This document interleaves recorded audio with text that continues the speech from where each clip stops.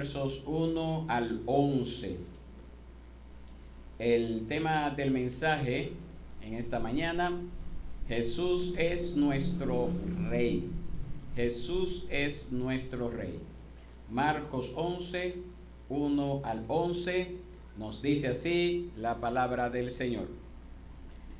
Cuando se acercaban a Jerusalén por Betfagé y Betania, cerca del monte de los Olivos, Jesús envió a 2 de sus discípulos y les dijo: vayan a la aldea enfrente de ustedes, y tan pronto como entren en ella, encontrarán un pollino atado en el cual nadie se ha montado todavía.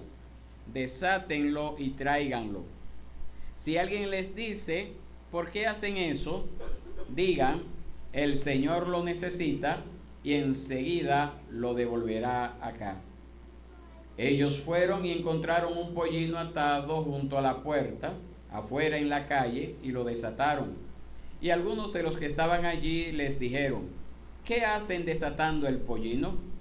Ellos les respondieron tal como Jesús les había dicho, y le dieron permiso.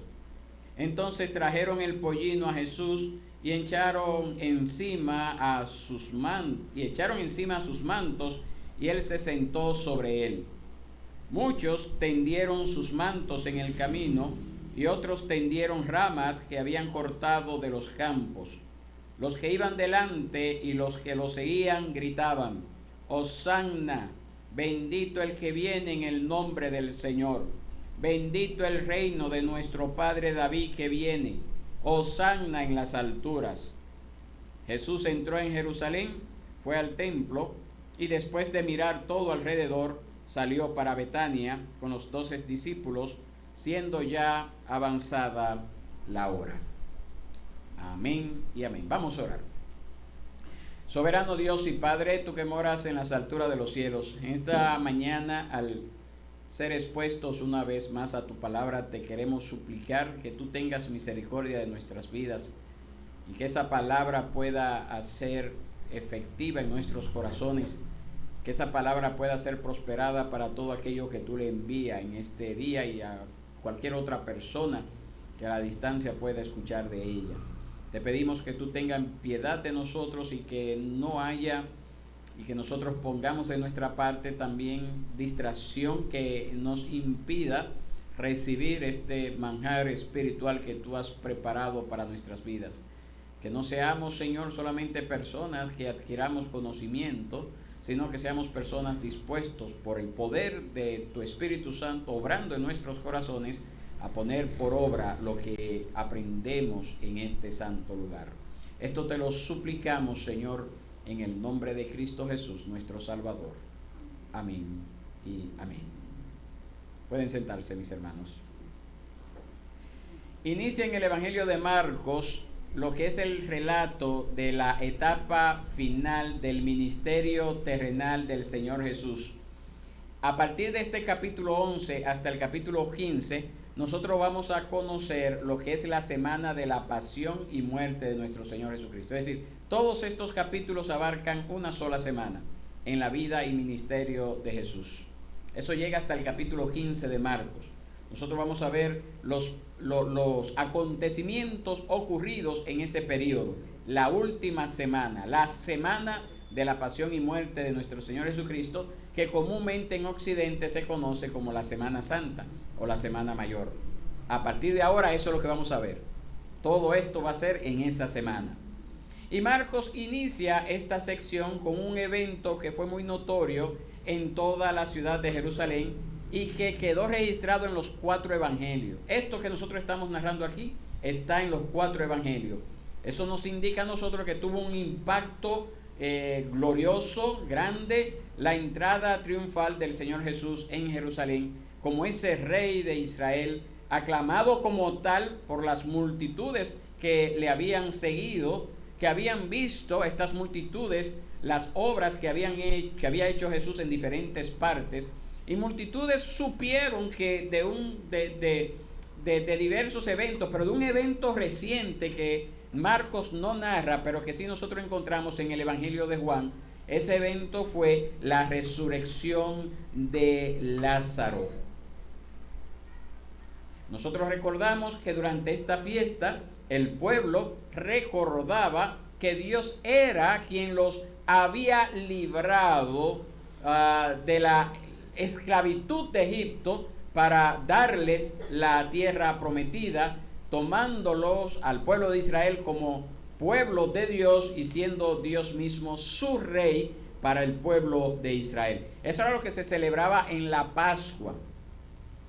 La gente se enteró que Jesús venía a Jerusalén y le salen al encuentro a recibirle en procesión con gran júbilo y alboroto, que causó todavía una mayor conmoción en los enemigos de Jesús, que pronto buscaron la manera de prenderlo y condenarlo a muerte, como veremos más adelante. Pero en todo esto, mis hermanos, el Señor está cumpliendo al detalle, al dedillo, todo lo que Dios había determinado desde antes de la fundación del mundo y que en el tiempo reveló a su pueblo que real y efectivamente sucedería, y demostrando que Él, Jesucristo, es el Rey de su pueblo. Y si usted forma parte de ese pueblo, como yo lo soy también, por ende, Jesús es nuestro Rey. Por lo tanto, le debemos total sujeción y obediencia. Y este es nuestro primer punto en esta mañana. Y nosotros lo podemos ver en los versos 1 al 6 de Marcos 11. Leamos nuevamente estos versos, por favor. Versos 1 al 6. Si todo tienen Biblia, léalo en su Biblia, pero si le falta una Biblia, póngase ahí al lado de alguien que tenga una Biblia y léalo conmigo. Versos 1 al 6. Cuando se acercaban a Jerusalén por Betfagé y Betania, cerca del monte de los Olivos, Jesús envió a 2 de sus discípulos y les dijo: vayan a la aldea enfrente de ustedes, y tan pronto como entren en ella, encontrarán un pollino atado en el cual nadie se ha montado todavía. Desátenlo y tráiganlo. Si alguien les dice: ¿por qué hacen esto?, digan: el Señor lo necesita, y enseguida lo devolverá acá. Ellos fueron y encontraron un pollino atado junto a la puerta, afuera de la calle, en la calle, y lo desataron. Verso 5. Y algunos de los que estaban allí les dijeron: ¿qué hacen desatando el pollino? Ellos les respondieron tal como Jesús les había dicho, y les dieron permiso. Mis hermanos, Jesús es supremo y demanda total sujeción, completa obediencia de todo y de todos. Él es dueño de toda la creación. Ya nosotros hemos visto a lo largo del Evangelio de Marcos que todas sus enseñanzas, todas sus obras, a través de esas obras que él hizo y esos milagros, habían demostrado que él es el Hijo de Dios y por lo tanto Dios mismo. Dios es el dueño de todo lo que existe, porque Él creó todo lo que hay. Él es dueño de usted también, Él es mi dueño. El Salmo 24 nos dice que Dios es el único y verdadero Rey glorioso y que todo le pertenece a Él. El Salmo arranca diciendo, Salmo 24, del Señor es la tierra y su plenitud, el mundo y los que en él habitan. Luego el Salmo 50 también declara en el verso 12 que Dios afirma: si yo tuviera hambre, no te lo diría a ti, porque mío es el mundo y todo lo que en él hay. Oiga eso. Toda la creación está sujeta a Dios. Él la creó para su gloria y sirve a su propósito eterno. Y cuando Dios hizo la creación, también creó al hombre. También nos creó a nosotros, la raza humana. Así que todo ser humano también le pertenece por derecho, porque Él lo creó. La gente quiere vivir independiente de Dios, pero lamentablemente no se ha dado cuenta de que es una criatura de Dios y que tarde o temprano todos le vamos a rendir cuenta a Dios. En el caso que nos ocupa en el Evangelio de Marcos, un burrito, eso es lo que es un pollino. Yo lamento, ¿verdad?, que la Nueva Biblia de las Américas todavía traduzca como pollino. No debió haberlo traducido así, debió haber puesto ahí un burrito. Pero bueno, ahí estamos. Un burrito que no había sido aún montado por nadie, serviría al propósito de cumplir una profecía acerca de la venida del rey de Israel a salvar a su pueblo. Eso había sido profetizado, que venía en un burrito. Y dicho sea de paso, mis hermanos, es entender que nosotros solamente somos administradores, mayordomos de las cosas que Dios nos ha dado. Muchas veces tenemos una actitud lamentable de pensar de que yo soy dueño de esto y yo hago lo que yo quiera con mi vida. Mentira del diablo. El diablo te ha engañado si tú crees eso y si lo has dicho alguna vez. Pertenecemos a Dios. Todo lo que Dios nos ha dado, los dones, las habilidades, los talentos, las oportunidades que hemos recibido en la vida, le pertenecen a Dios. Y algún día le vamos a dar cuenta a Dios por ello. Y por esa razón nosotros tenemos que hacernos una pregunta. ¿Cómo estamos ejerciendo la mayordomía del tiempo, de los dones, de los talentos, del dinero, de las posesiones, de nuestra vida en general que Dios nos ha dado? ¿Cómo estamos usando esto? ¿Somos buenos mayordomos o por el contrario? Tenemos nosotros tenemos el claro entendimiento de que el dueño de todo es Dios. ¿Usted lo entiende? ¿Su corazón lo entiende así? Jesús es su rey y usted le debe total sujeción y obediencia, porque Él es el dueño de toda la creación, porque Él, y por esto, mis hermanos, Él demanda total obediencia de sus discípulos. Jesús manda, eso es lo que nosotros vemos allí en esta lectura. Jesús manda a 2 de sus discípulos a traer a ese animalito, indicando que Él va a devolver a ese animal a sus dueños cuando cumpla su propósito. Pero va y se lo manda y le dice, vayan y búsquenlo. La instrucción fue clara, pero lo que nosotros también aprendemos en esta lectura, que la obediencia de los discípulos en esta oportunidad también fue clara y expedita. ¿Usted lo ve allí? Siguieron las instrucciones dadas por el Señor, creyeron, obedecieron a sus palabras y claro está, encontraron el animal tal como el Señor les había dicho que lo encontrarían. Hermanos, quiera Dios en esta mañana que a través de sus enseñanzas, o a través de esta enseñanza específicamente, nosotros recordemos que la palabra de Dios es verdadera y que nosotros no debemos dudar de ella, sino ponerla en práctica. Si Dios nos habla a través de su palabra, nosotros debemos de atender lo que nos dice el Señor en su palabra con diligencia.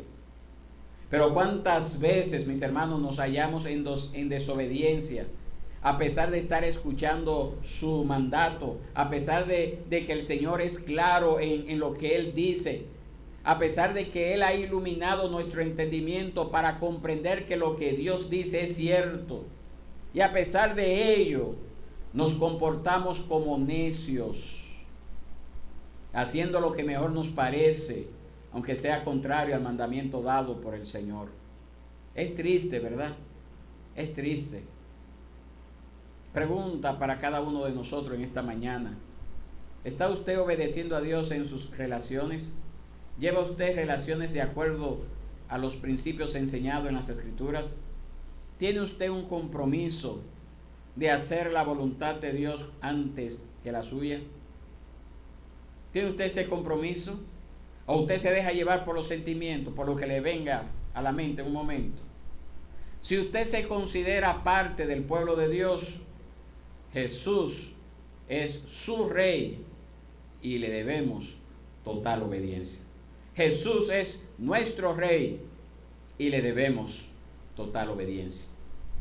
Él demanda total entrega de aquellos que hemos creído en Él. Total entrega de aquellos que hemos creído en Él. Los dueños del burrito que sería llevado al Señor se inquietaron al principio y preguntaron. ¿Cuál fue la pregunta que ellos hicieron? Vamos a ver. ¿Cuál fue la pregunta que ellos hicieron? Verso 5. ¿qué hacen desatando el pollino? ¿Verdad? Pero al escuchar la respuesta, el Señor lo necesita, ellos entregaron su posesión al servicio del Señor. Seguramente estas personas, y es lo que asumimos, sabían de Jesús y se dispusieron a servir a su causa en lo que el Señor les demandara. Reconocer que Jesús es nuestro Rey, mis hermanos, implica una entrega total a Dios y a su causa. Todo lo que somos y todo lo que tenemos que ponerlo al servicio del Señor. Yo no estoy diciendo que usted vaya y venda todo lo que tiene y traiga el dinero de la venta a la iglesia y se quede en la calle. Eso no es lo correcto. Pero tampoco le estoy diciendo de que usted vaya y siembre para recoger al 100 por 1, como si Dios necesitase de su dinero, como enseña muchos movimientos de la prosperidad en estos tiempos. Él sigue siendo dueño de todo lo que existe, pero aprenda algo: Dios usa todo lo que existe, todo lo creado, para su gloria, la gloria de Él. Usted existe para su gloria.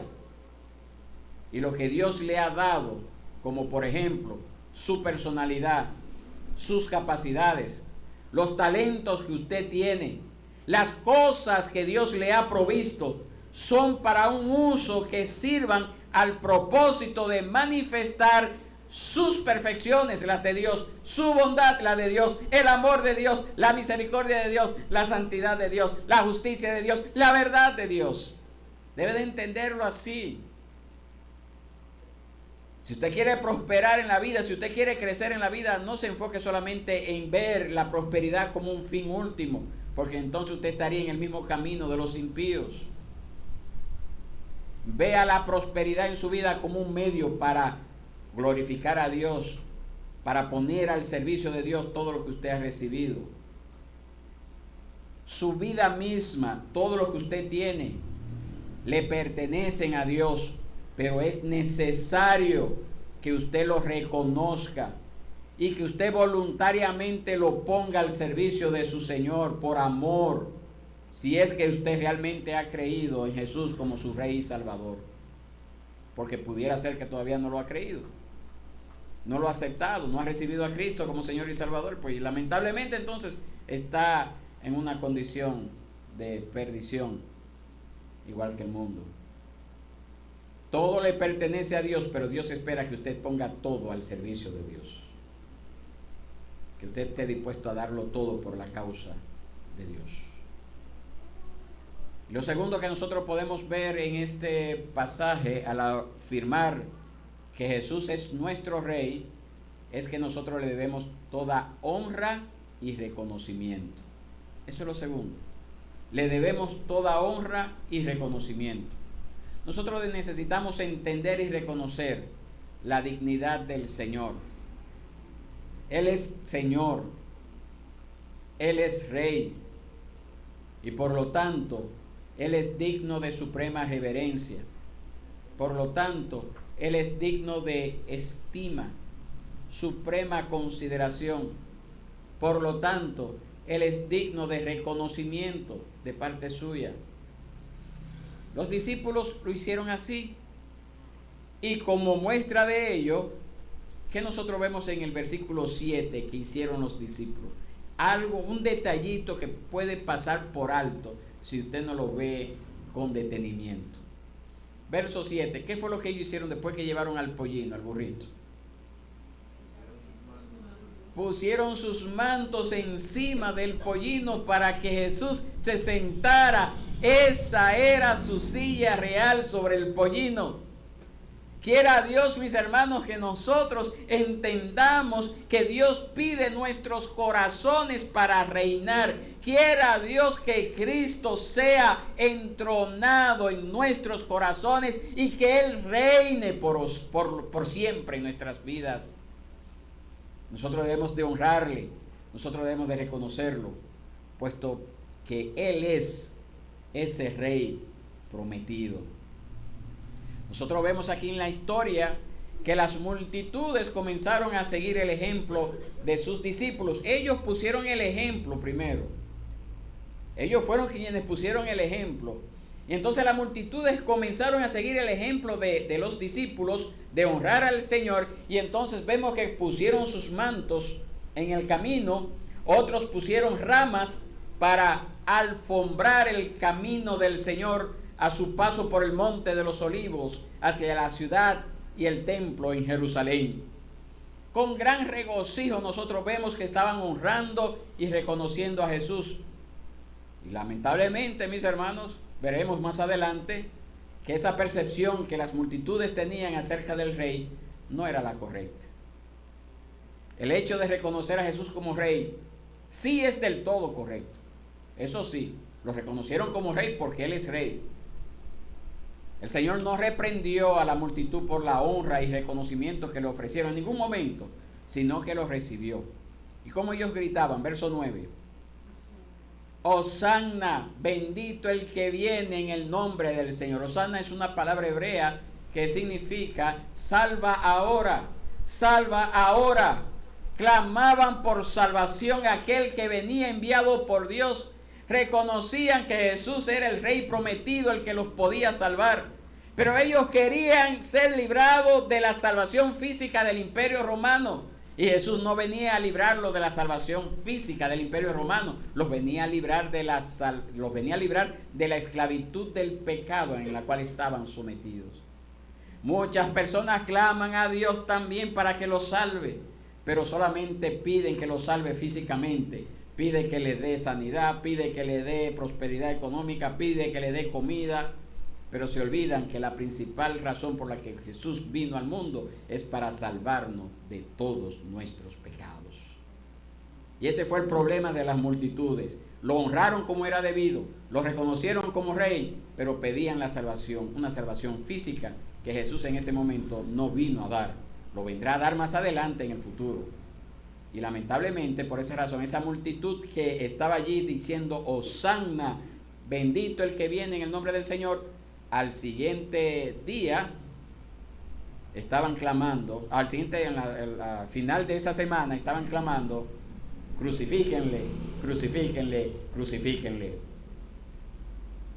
Pero siguiendo aquí con nuestra lectura, nosotros vemos que ellos decían también en el verso 10, lo lee conmigo, bendito el reino de nuestro padre David que viene, hosanna en las alturas, proclamando así que Jesús era ese rey prometido en promesa a David, que traería paz y una paz estable, iba a traer una paz duradera para su pueblo. Ellos estaban allí exaltando a Jesús, a su reino, su venida del cielo, de donde venía su salvación. Hermanos, y nosotros también somos llamados a honrar al Señor como ese rey, a ese rey glorioso que Dios ha prometido para salvar a los suyos. Y nosotros debemos de clamar solo a Jesús, quien es el único que nos puede salvar. Es el único que nos puede salvar. Los peregrinos que iban a Jerusalén a celebrar las fiestas en aquellos tiempos solían cantar el Salmo 121, entre otros salmos, específicamente los versos 1 y 2. ¿Se acuerda de ese salmo? Salmo 121 que nos dice, levantaré mis ojos a los montes, ¿de dónde vendrá mi ayuda? Mi ayuda viene del Señor, que hizo los cielos y la tierra. En aquel momento, mis hermanos, literalmente vieron la salvación de Dios viniendo del monte de los olivos. Allí vieron a Cristo mismo. Ese era su Rey Salvador. Pregunta para ustedes, ¿a dónde usted mira hoy? ¿De dónde viene su socorro? ¿De dónde viene su socorro? ¿De dónde viene su ayuda? ¿En quién usted está esperando? ¿En quién usted está confiando? ¿Usted cree que la solución es que venga un político y le resuelva económicamente? ¿Usted cree que la solución es un cambio de gobierno? Si está así, usted está equivocado, totalmente equivocado. Totalmente equivocado. Mire a Cristo, solamente Él le puede salvar de todos sus pecados. Solamente Él le puede dar a usted una verdadera paz.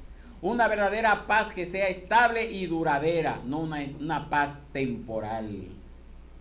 Él es el Rey que salva a los suyos. El Rey prometido trae paz a los suyos al salvarlos de todos sus pecados, al limpiarlos de toda maldad, al darles una vida nueva para que experimenten el reino de Dios en sus corazones, para que se regocijen cada día en esa maravillosa salvación de Dios, que mandó a su único Hijo a tomar el lugar de los pecadores, para salvar a los pecadores, para darle paz, esa paz que sobrepasa todo entendimiento. El verdadero, buen y perfecto Rey del pueblo de Dios es solamente aquel que dio su vida por los suyos en la cruz y que resucitó y que vive para siempre, defendiendo a los suyos de la condenación del pecado, gracias a la obra perfecta que Él hizo en la cruz del Calvario a favor de su pueblo. Entonces la pregunta es, si usted forma parte de ese pueblo que ha sido beneficiado de esa gracia, ¿cómo no exaltar y reconocer a Jesús? ¿Cómo no darle honra, la honra debida a su nombre? ¿Cómo no hacerlo? ¿Cómo no hacerlo? ¿Cómo no hacerlo si realmente eso ha nacido en nuestros corazones? ¿Cómo nos cuesta trabajo hacerlo y decir, Señor, yo obedezco lo que tú mandas y aquí estoy dispuesto a hacerlo? Piense en ello, medite en ello, considere ello, tome cartas para que eso cambie en su vida. Y termina el pasaje, mis hermanos, indicándonos que Jesús va al templo en una breve visita. Eso lo dice ahí el verso 11. Mira todo a su alrededor para luego ir a descansar o tener un tiempo de compañerismo a solas con sus discípulos. ¿En qué zona? ¿En qué lugar fue? ¿A dónde se decidió ir? Verso 11. A Betania, donde tenía unos amigos, a Lázaro y su familia. Y allí entonces él podía alejarse de sus enemigos para cumplir en el tiempo indicado su entrega voluntaria para morir y así librar a los suyos del pecado y la muerte eterna. Por esa razón se retira. Y visto esto, mis hermanos, lo tercero que debemos de considerar en este día es que al ser Jesucristo nuestro Rey, le debemos completa adoración. Le debemos completa adoración. Y es algo que usted está analizando ahí en su mente. Espero que sí, que usted me diga, ya eso usted lo dijo, pastor. Ya eso usted lo dijo, pastor. Pero le debemos completa adoración, además de lo antes dicho, porque sí, lo dije, porque Él es el Señor del templo. Vea usted como usted le adora. Él es el Señor del templo. Vea usted como usted le adora. En el templo, mis hermanos, en aquel entonces se utilizaba para ofrecer los sacrificios a Dios antes de que el Señor Jesús ofreciera su sacrificio perfecto, de los cuales aquellos sacrificios de animales en el antiguo pacto eran simplemente señal y sombra de lo que habría de venir en ese sacrificio perfecto que era Cristo. En el templo también se ofrecían oraciones a Dios a favor de su pueblo y era el lugar de la morada de Dios que estaba representada por el arca del pacto que estaba en el lugar santísimo del templo, del cual hace un tiempo atrás vimos cuando estudiamos el libro de Éxodo. Ahora el Señor del templo, aquel a que se invocaba en aquel lugar y aquel que venía a estar con su pueblo en ese templo, estaba allí manifestado, viendo todo lo que había y se hacía en aquel lugar.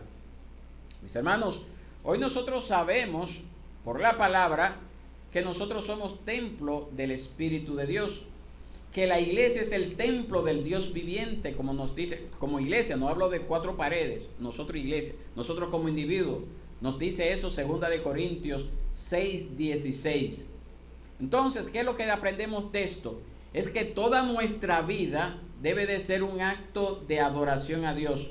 Porque todo lo que usted hace, todo lo que yo hago, sea de palabra o de obra, debemos de hacerlo para exaltar las perfecciones de Dios, para su gloria. Todo lo que yo hago debo de buscar exaltar, glorificar a Dios. Dios conoce todo lo que hacemos, decimos o pensamos. Si usted no lo sabía, esa es la dura realidad. Ahora, la pregunta para nosotros, para mí también, ¿es nuestra vida una vida continua de adoración al Señor?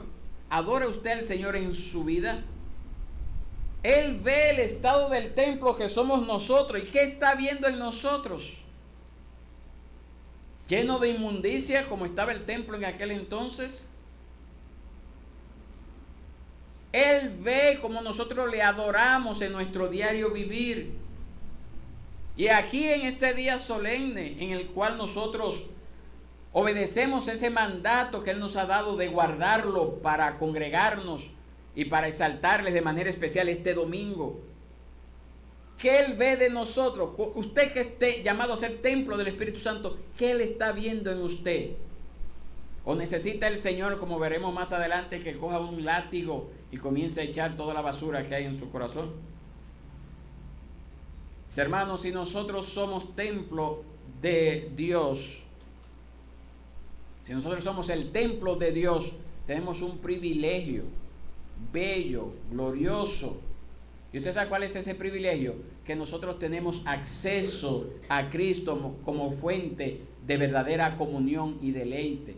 Podemos acercarnos a Él. Él está en medio de nosotros. Nosotros podemos disfrutar de esa íntima comunión con Él. Nosotros podemos disfrutar de su presencia. Nosotros podemos deleitarnos en lo que Él es y en lo que Él hace. Solo cuando adoramos a Dios, y no solamente en el culto público de los domingos, sino en cada acto de nuestra vida. Oiga bien, en cada acto de nuestra vida nosotros podemos experimentar verdadera comunión con Dios y con su cuerpo, que es la iglesia. Podemos hacerlo en medio de nuestras ocupaciones regulares, en medio de nuestros afanes regulares. Lo que hacemos de lunes a sábado, allí también podemos glorificar a Dios. Y solo entonces podemos deleitarnos en lo que Dios es y lo que Dios hace. Cuando nosotros rendimos nuestra vida en obediencia a los principios de su palabra, cuando somos agradecidos y cuando nosotros expresamos ese agradecimiento, cuando nosotros ofrecemos nuestras acciones de gracias, cuando nosotros ofrecemos nuestras oraciones a Dios, cuando expresamos con nuestros labios la admiración, reverencia y amor que hay en nuestros corazones para con Dios por medio de nuestro Señor Jesucristo, cuando hacemos eso, estamos adorando a Dios. Estamos adorando a Dios. Y Dios demanda total adoración de aquellos que somos templo del Espíritu Santo. ¿Le adora usted en verdad? ¿Se ha rendido por completo a Él? ¿Es el Señor su deleite y comunión? ¿Está el Señor por encima de cualquier otra cosa? Considere ello. Analice ello. Jesús es nuestro Rey, por lo tanto, le debemos total sujeción y obediencia. Le debemos total honra y reconocimiento. Le debemos completa adoración. Reconocer que Jesús es nuestro Rey no es simplemente cantar, Él es el Rey de mi vida, y bailar o danzar por el ritmo bonito de la canción. No es simplemente hacer una profesión de fe o hacer un pronunciamiento eclesial que en cualquier momento usted deja de cumplir. Mis hermanos, tener a Jesús como Rey en nuestras vidas es venir todos los días delante de Él en arrepentimiento y fe. Arrepentimiento de nuestra falta de sujeción y obediencia. Arrepentimiento de nuestra deshonra a su nombre por nuestros pecados, de nuestra idolatría a rendirnos al pecado en lugar de rendirnos a Cristo. Es fe en su perdón otorgado en la cruz. Es la promesa de su Espíritu, que podemos creer y confiar en ella, que su Espíritu nos guía a toda su verdad. Es esa capacitación que recibimos para morir al pecado, vivir para Dios, rindiéndonos en obediencia a su santa voluntad, contemplando su grandeza y adorándole como nuestro único Rey, como nuestra única fuente de comunión y deleite verdadero. Es la única forma en que podemos demostrar que real y efectivamente Él es nuestro Rey.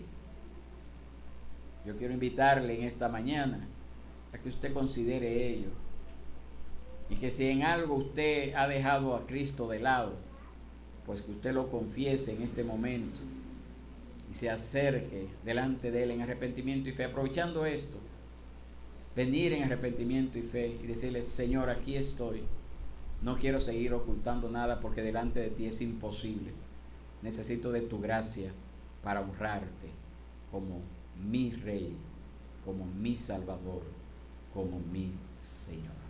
Estemos de pie y oremos al Señor.